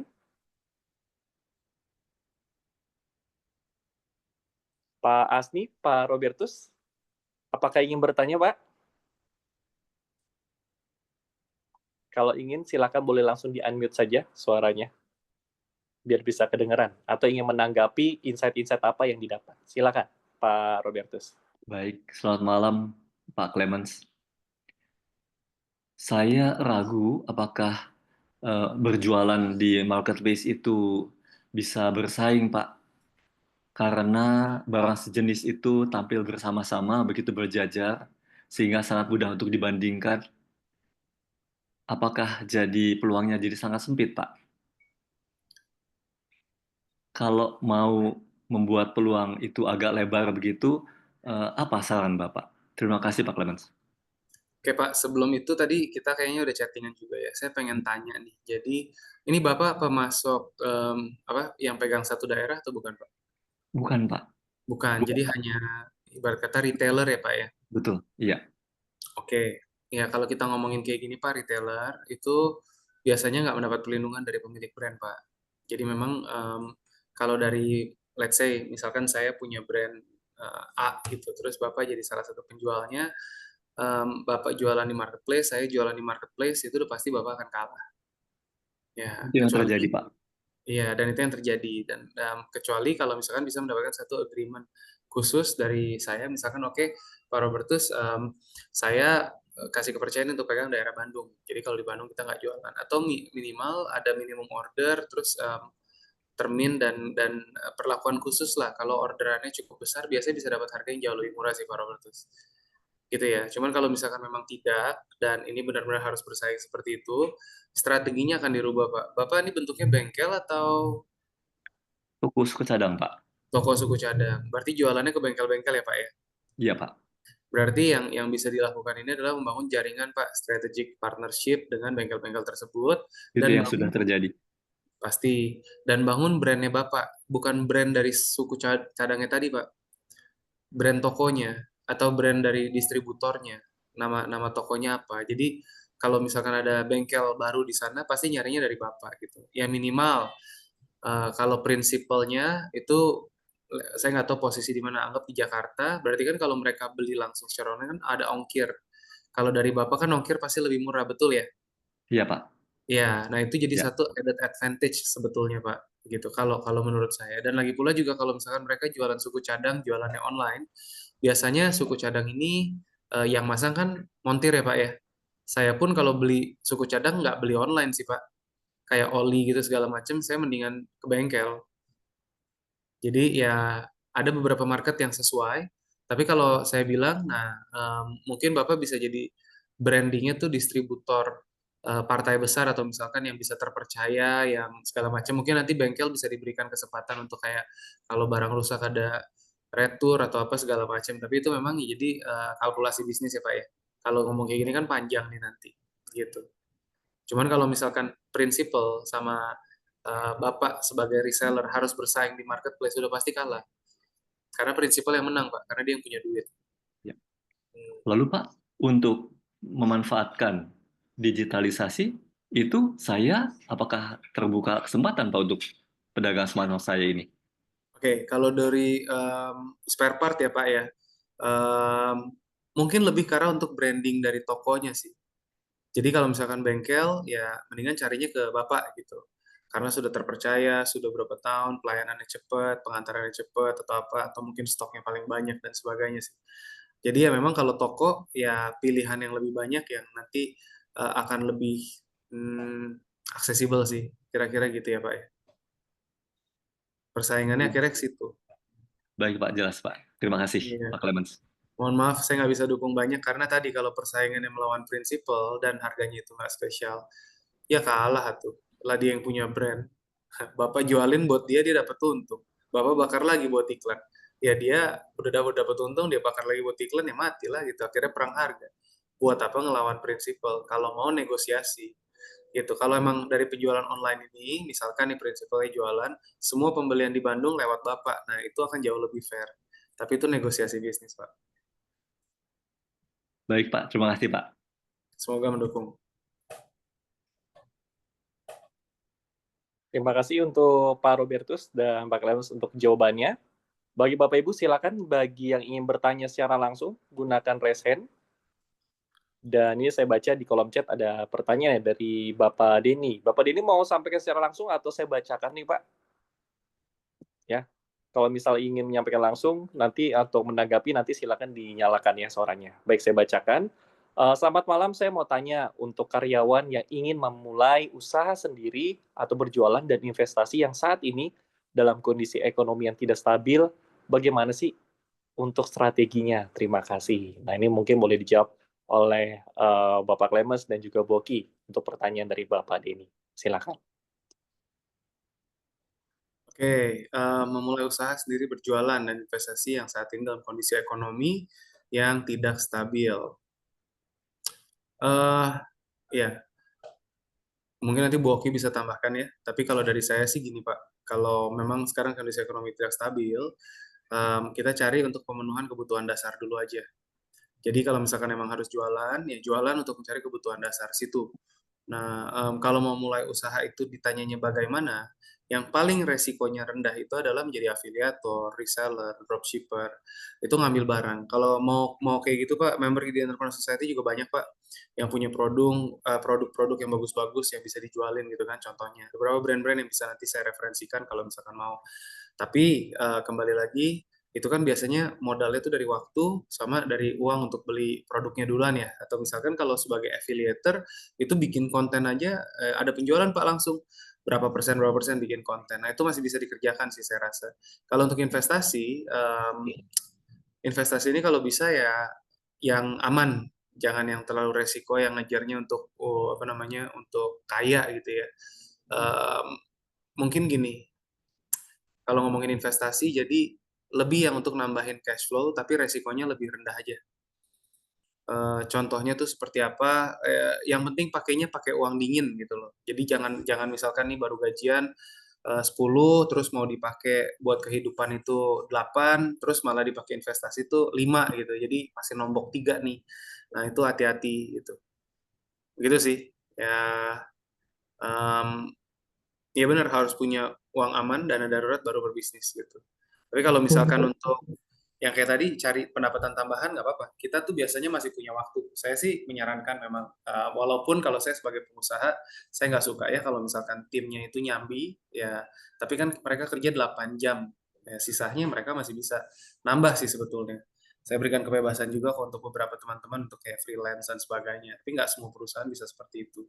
Jadi kembali lagi ya dengan waktu-waktu kita yang sisa, yang ekstra, ya mungkin kan bisa bikin toko online, bikin apa, jualan tadi itu semoga bisa menjawab sih. Silakan, bila ditambahkan dari Bu Oki. Ya, thank you, Bro Clemens. Setuju ya. Jadi kalau untuk yang tadi sudah saya katakan awalnya kalau bisa ya aman dulu ya. Aman dulu sampai kita tertentu mungkin udah tambah modal karena ada keuntungan, nanti baru kemudian yang berikutnya. Mungkin itu kalau yang untuk Pak Denny. Mungkin boleh saya langsung menjawab dari sini ya untuk mempersingkat ya Kak Varian. Mungkin Silakan, Bu harus Oki. punya uang aman dulu atau dana darurat ya barulah berbisnis. Nah, saya pengen tanya sebetulnya tadi, Kak Glenn masih udah hilang. Jadi kalau dari segi kita, memang dia harus punya uang aman dulu. Karena kalau kita udah langsung berbisnis aja, lalu tiba-tiba uangnya hilang. Nah, gimana dengan hidup kita? Jadi ini yang perlu diingat ya teman-teman. Aman dulu tadi sekitar 6 bulan ya, 1 tahun ya paling tidak. Apalagi kalau kita misalnya masih punya tanggungan, masih punya anak dan sebagainya, benar-benar harus dibicarakan dengan detail. Kalau ada masalah dan sebagainya boleh juga DM saya untuk tanya ya. Kalau masalahnya ringan juga saya bisa menjawab nantinya.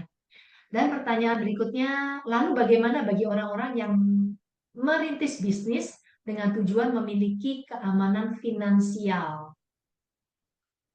Contohnya apa ya? Dia belum aman, maka dia berbisnis. Boleh dijelaskan lebih lanjut, Bu? Nah, ini secara umum mungkin kalau Mbak Gladys bisa ngobrol langsung ya. Ada nggak kasih contohnya? Jadi menjawabnya lebih enak. Mbak Gladys?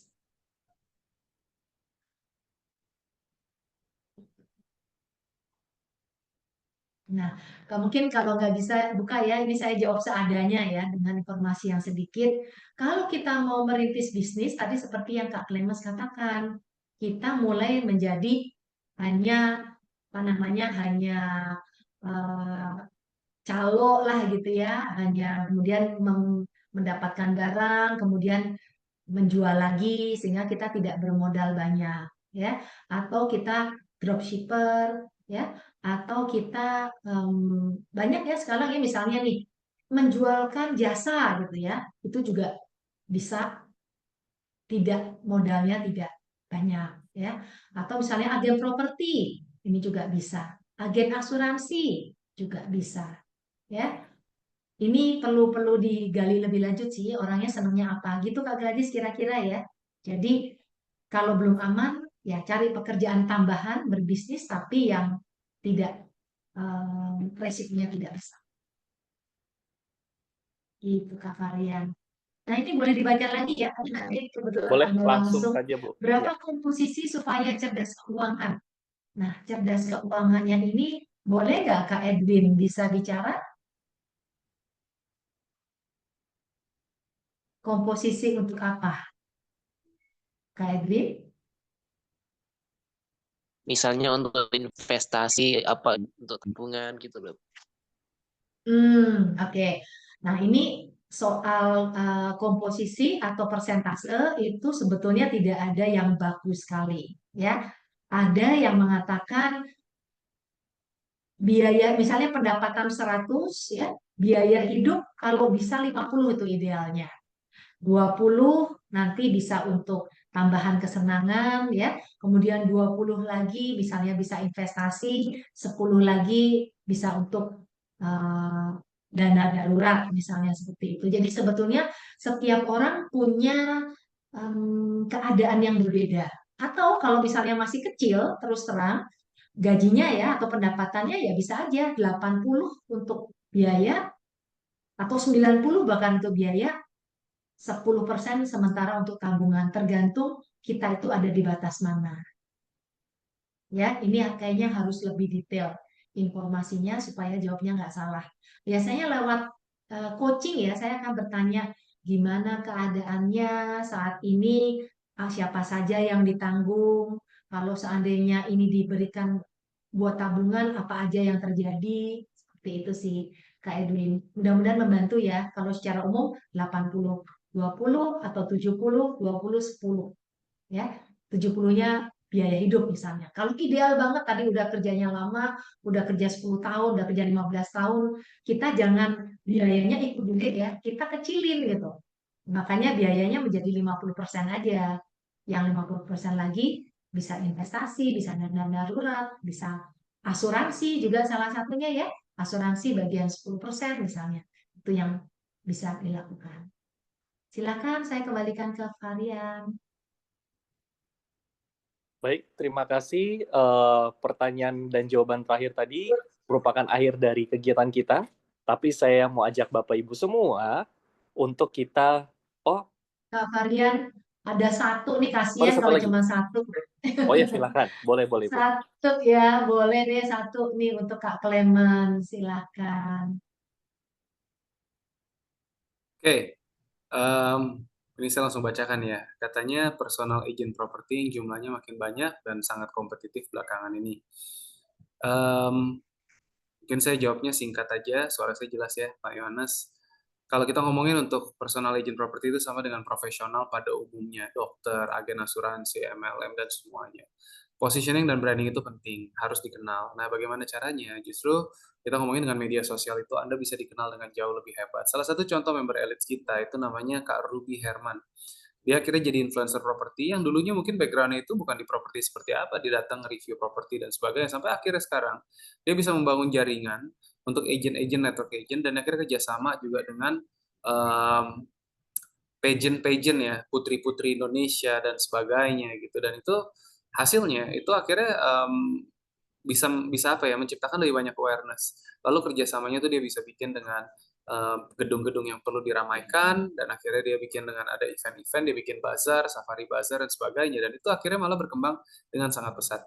Jadi seperti apa yang sejujurnya apa yang kita lakukan, kita bangun komunitas ya kan, di entrepreneur society, sebenarnya itu kan tujuannya supaya kita bisa positioning dan saya bisa berbagi. Ya, dari sini justru saya pengen supaya teman-teman yang bergabung di komunitas ini pun juga nanti bisa naik gitu kan, jadi lebih dikenal, dan itu salah satu dari contoh untuk positioning dan branding, personal brandingnya. Nah, kalau misalkan tadi pertanyaannya sekarang untuk personal agent property, kamu harus cari niche-nya tuh di mana. Kamu jualan apa, residensial kah? Apa kamu cari komersial kah? Saya juga dulu background-nya seperti properti ya, waktu di Melbourne, saya jadi dari urusin kos-kosan anak rantau sampai akhirnya kita bangun ya kos-kosan sampai akhirnya bisa jadi developer lah waktu kecil-kecilan. Dan akhirnya sempat di Indonesia kita bikin project walaupun ya dengan suka dan duka ya, dan itu di Manado 51 unit rumah lah, perumahan di sana. So ya memang kembali lagi positioning kamu, branding. Kalau saya tuh selalu suka ngomongin soal branding, kekuatan saya tuh selalu di branding marketing. Makanya jadi sarannya itu ya coba mulai bikin konten dan coba mulai review lah. Sekarang banyak bikin konten-konten yang menarik gitu kan, yang bisa viral. Nge-review properti nggak harus dengan angle wah kamarnya bagus, ininya bagus. Tapi mungkin bisa dibilang dari angle yang nyeleneh pun juga mungkin bisa menjadi sesuatu gitu kan. Ini ada apartemen bagus, mungkin bisa buat apa gitu contohnya. Atau ada rumah bisa dijadikan bisnis atau apa segala macam. Itu kan angle-angle yang bisa dicoba lakukan gitu ya. Kira-kira seperti itu. Ini Kak Josephine Adeline terakhir, kalau anak muda di zaman sekarang yang udah super Banyak canggih. sekali Kak Clement tadi jawab. Kenapa? Iya. Mungkin bisa Kecepatan. di-open mic ya, jadi lebih singkat. Kok banyak banget nih dari atas sampai ke bawah kok. Nah, iya Kalau nih. yang panjang-panjang disarankan bisa open mic ya. Oke, boleh-boleh. Silakan. Ya, pertanyaan terakhir karena nggak lama saya harus jalan juga nih. Silakan. Masih di kantor kita. Atau mungkin Kak Clemens bisa menjawab pertanyaan yang paling atas dulu kalau bisa Kak Clemens mau silakan. Boleh. Jadi, super canggih yang sudah banyak sekali orang-orang yang mulai semuanya serba digital, freelancer, affiliate digital produk lainnya. Banyak sekali persaingan dalam menurut Kak Clemens, apakah ada peluang dalam bisnis digital menurut Kakak yang berpeluang untuk yang non digital menurut Kakak yang paling baik apa?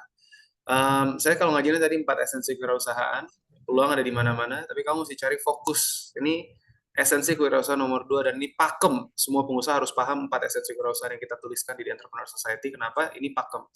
Yang esensi kedua ini tuh gimana cara kamu cari peluang usahanya. Itu fokus untuk bantu orang lain terlebih dahulu. Rezekinya akan datang di kemudian. Kamu cari sekeliling kamu nih lagi butuh apa dan kamu bisa berikan solusi apa buat mereka, lalu kamu bisa ngelihat nanti produk-produk apa yang bisa menjadi solusi buat mereka, itu yang akan menjadi solusi yang terbaik. Kita ngomongin deh sekarang kemarin Pertamina ya kan, oplosan segala macam rame kan, akhirnya apa solusinya, apa orang-orang kabur ke Shell rame. Nah itu salah satu contohnya. Jadi walaupun dulu mungkin persaingan, tapi dengan adanya berita seperti itu bisa naik gitu. Jadi lihat apa yang orang lain butuhkan. Kalau ditanya apa yang baik, saya nggak tahu posisi kamu di mana, lokasi di mana, tapi kamu tahu segmentasi pasarnya, kamu bisa cari solusi apa yang bisa membantu mereka, and that's it, gitu loh. Ya, semoga menjawab. Silakan, Bu Oki. Iya, itu saja ya mungkin ya, Kak Varian. Baik, terima kasih atas kita berikan petik jari buat semua yang sudah bertanya dan sudah menjawab. Dan saat ini karena tadi Q&A-nya terakhir, nah saya mau ajak Bapak Ibu untuk kita berpartisipasi dan tentu kita akan memberikan apresiasi. Jadi Bapak Ibu silakan membuka klik link yang saat ini di kolom chat, itu adalah Mentimeter.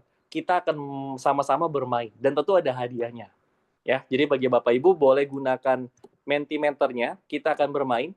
Jadi nanti akan muncul di sini Bapak Ibu. Nah, silakan diklik linknya atau buka menti.com dan kemudian nanti Bapak Ibu gunakan kode atau langsung klik di dalam chat yang barusan saya share tadi. Nah, seperti ini tampilannya bagi Bapak Ibu semua yang sudah join. Saya akan menunggu 30 detik untuk Bapak Ibu bisa join di sini.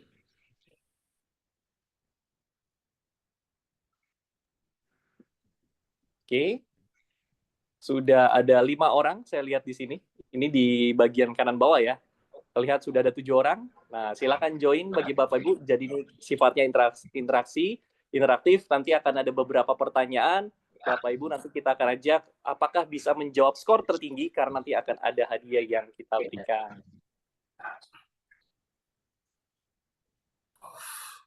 Oke. 10 detik terakhir. 10, 9, 8, 7, 6, 5, 4, 3, 2, 1. Oke, kita akan mulai untuk permainannya, Bapak Ibu semua. Jadi yang sudah join di dalam Mentimeter, kita akan mulai lanjut ya permainan Bapak Ibu. Oh, tadi udah ketutup ya. Saya share screen lagi, Bapak Ibu semua. Oke. Kita akan mulai soal yang pertama, Bapak Ibu. Nah, nih pemain. Wah, sudah ada 26 orang ternyata yang ready. Wah, mantap ya. Berarti banyak ya, hampir dari setengahnya dari peserta di sini. Jadi Bapak Ibu yang nanti kendala silakan buka aja menti.com, diklik atau diklik chat di Zoom, nanti Bapak Ibu tinggal masuk saja. Baik, serta 29 orang bertambah. Kita lanjut saja. Kita akan mulai. Oke. Nah, pertanyaannya sangat sederhana, Bapak Ibu. Silakan. Oh iya. Silakan dijawab, Bapak Ibu semua, untuk pertanyaan nomor pertama. Jadi sudah ada muncul pertanyaannya bagi Bapak Ibu di kolom HP-nya. Di sini hasilnya belum belum disampaikan.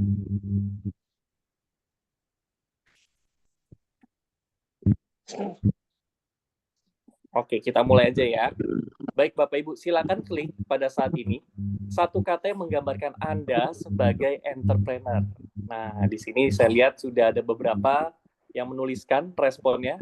Yang pertama adalah sukses, ada tulis pengusaha, bisnis, semangat, unik, kuat, profesional, wirausaha, kuat, emas. Wah, jadi bagi Bapak Ibu yang berpartisipasi di saya lihat di sini sudah 36 yang merespon. Jadi luar biasa sekali. Kita akan lihat nih yang mana yang paling banyak. Nanti boleh di screen capture aja ya. Berapa kata, satu kata apa sih yang menggambarkan Bapak Ibu sebagai seorang entrepreneur atau sebagai seorang pengusaha yang tentu berdampak bagi orang lain dan bisa mengerti berkaitan dengan finansial. Nah, 47 orang. Wah, 47 orang saya lihat di sini jawabannya ada yang unik juga. Jawabannya adalah reseller. Ada yang bilang pantang menyerah, solutif, beradaptasi, percaya, oportunistik. Lalu yang menjawab paling banyaknya itu adalah kreatif dan profesional. Wah, ini keren ya Pak Clemens dan juga Boki. Ternyata satu kata yang paling menggambarkan paling banyak dari peserta di sini adalah keyword-keyword ini. Ada ngomongin kreatif, profesional, sukses, dan juga pantang menyerah. Oke, kita lanjut untuk berikutnya, Bapak Ibu. Nah, apa sih yang Bapak Ibu pelajari hari ini? Nah, Bapak Ibu boleh menuliskan di dalam HP ataupun di dalam laptopnya. Apa sih yang Bapak Ibu pelajari? Silakan boleh tuliskan. Wah, ada yang bilang banyak hal. Banyak halnya apa nih kalau boleh tahu disampaikan? Ada yang ngomongin tentang positioning. Wah, ada yang bilang banyak cerita. Ada yang menyampaikan bahwa yang saya pelajari hari ini financial wisdom dan cara berbisnis. Ada yang menyampaikan juga mengelola keuangan. Wah, mantap. Ditunggu responnya bagi Bapak Ibu semua. Apa saja sih yang Bapak Ibu pelajari pada hari ini? Jadi kita bisa tahu nih, Bapak Ibu ternyata bisa mendapatkan insight ataupun inspirasi dari kedua narasumber kita yang hebat pada hari ini. Nah, ini dia menyampaikan pentingnya proses digitalisasi pada saat memulai bisnis. Dan yang terpenting mengelola keuangan. Ada yang menyampaikan penggunaan dana untuk investasi. Lalu ada juga menyampaikan mendapatkan ilmu mengenai pengelolaan keuangan dan bisnis. Nah, luar biasa sekali bagi Bapak Ibu dalam mengisi jawaban-jawabannya. Wah, lumayan ya. Ini responnya sudah mulai banyak. Terima kasih bagi Bapak Ibu semua yang sudah mengisi respon-respon ini. Nah, baik Bapak Ibu semua, nanti jawaban-jawabannya tentu kita akan simpan dan kita akan masuk ke dalam beberapa pengumuman yang mungkin Bapak Ibu merasa, wah, saya ngerasa butuh lagi nih, kurang apa yang disampaikan, kira-kira ada next event kegiatannya apa. Nah, mari kita lihat untuk beberapa kegiatannya. Apakah sudah tampil? Belum ya? Saya skip ulang. Untuk kegiatan yang memang erat kaitannya akan ada kehadiran dari Bapak Clemens sendiri secara offline, kita akan ada kegiatan kumpul lintas komunitas pada tanggal 3 Mei. Jadi bagi Bapak Ibu, 1,5 bulan ke depan, kita akan ada kegiatan dan ini secara offline atau secara onsite yang akan berlangsung di Sukor Sekuritas atau di Jakarta. Dan ini nanti Bapak Ibu bisa ikut kegiatan dan nanti silakan menghubungi dengan nomor telepon sini, boleh di screenshot. Ini kegiatannya ya. Jadi nanti akan ada beberapa komunitas, tentu dari setiap komunitas akan menghadirkan para membernya, jadi kita bisa networking di sana, makan siang bareng dan bisa kenalan satu sama lain. Karena itu sifatnya networking and lunch. Lalu dilanjutkan di tanggal yang sama, kita akan ada kegiatan yang namanya Holistic Class. Nah, Holistic Class ini nanti berkaitan kita kerjasama dengan teman-teman psikologi dan juga ada pembicara Ibu Idayanti Sudiro sendiri. Dan ini kegiatannya workshop akan bentuknya secara online juga ada di 23 April. Nah, bagi Bapak Ibu yang mungkin minggu lalu juga ikut kegiatan parenting, Bapak Ibu yang tertarik topik-topik parenting berkait, dan ini seru banget. Kebetulan kami juga kemarin nyobain, jadi kita menggunakan puppet, jadi benar-benar materinya tidak ada, tetapi benar-benar coaching menggunakan mainan, dan mainannya banyak yang Bapak Ibu nanti akan bentuknya therapeutic art atau art terapi. Nanti kita akan bermain bersama, dan ini di tanggal 17 Mei. Nanti Bapak Ibu bisa ikut serta. Nah, itu 3 kegiatan kita. Nanti Bapak Ibu yang, aduh saya keterlambat nih ikut informasinya, nah Bapak Ibu bisa masuk ke dalam WhatsApp grup kami di FWA Network. Nanti silakan scan QR ini, dan Bapak Ibu yang sudah bergabung di dalam WhatsApp grup kami, nanti kita akan informasikan bagaimana cara bergabung di dalam komunitas The Entrepreneur Society yang tadi disampaikan oleh Bapak Clemens Raharja. Dan sekali lagi, Bapak Ibu yang tertarik untuk pengen tahu lebih dalam tentang buku Financial Wisdom with Emotional Intelligence yang baru hangat banget ini, Bapak Ibu bisa mendapatkan dengan harga spesial, dan tentu dengan men-follow akun Instagram kami. Lalu Bapak Ibu silakan berikan komentar di salah satu postingan yang seperti ini, dan nanti 2 orang tercepat yang akan memberikan komentar mau bukunya kakak, kita akan kirimkan. Ya, dan tentunya Bapak Ibu semua, kita akan memberi apresiasi untuk peserta yang teraktif pada hari ini, yaitu adalah 6 nama ini. Selamat Bapak Robertus, Bapak Denny, Ibu Gledy, Bapak Edwin, Bapak Yonas, dan Ibu Yosefin. Bapak Ibu mendapatkan apresiasi kepada kami. Yang pertama adalah mendapatkan free voucher 30 menit konsultasi bersama Financial Wisdom Academy. Silakan nanti boleh di-redeem ini, dan paling lambat adalah tanggal 25 Maret, 5 hari ke depan. Ini nanti silakan dihubungi untuk bisa tuliskan nama Bapak Ibu dan nomor HP-nya ke kolom chat Zoom yang masih hadir di sini untuk 6 nama ini. Dan satu lagi dari The Entrepreneur Society, Bapak Clemens memberikan voucher 20 diskon untuk personal konsultasi atau mentorship bersama dengan The Entrepreneur Society. Nah, mungkin Bapak Ibu tadi yang ngerasa, aduh saya mau lebih panjang nih, bisa ngobrol 30 menit, 1 jam.